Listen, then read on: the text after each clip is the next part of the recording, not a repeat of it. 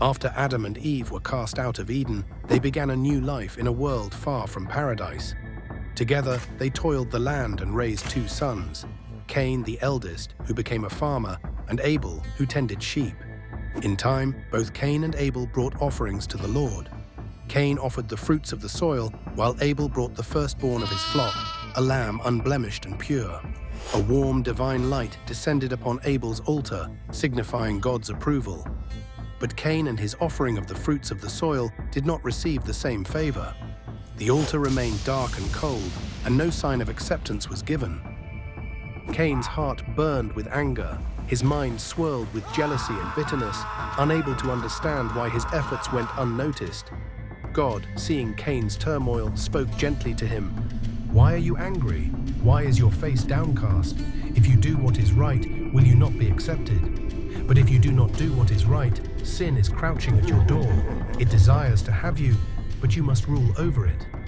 Yet Cain's heart hardened further, consumed by envy and resentment.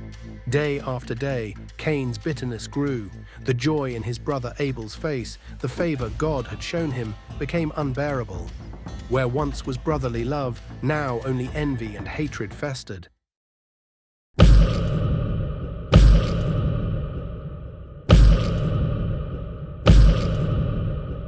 Brother! Come with me to the far side of the field. I want to show you something. What is it, brother? Why have you brought me here? You think you're better than me, don't you? That your offering is more worthy? That you're more worthy? Cain, no. It's not like that. You've always been my brother. This isn't about us. It's about...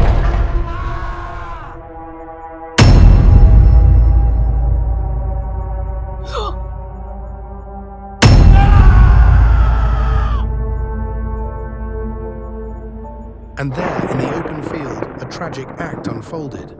Abel fell to the ground, and his innocence cried out to God, echoing across the barren land. Then the Lord spoke to Cain.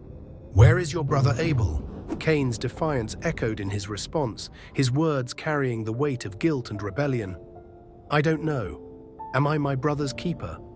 The ground beneath him began to shift, cracks forming as if the earth itself bore witness to his crime. The Lord's voice thundered, filling the air with divine authority.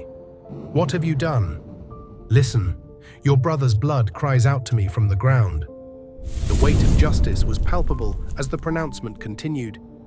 "You are now under a curse. When you work the ground, it will no longer yield crops for you. You will be a restless wanderer on the earth."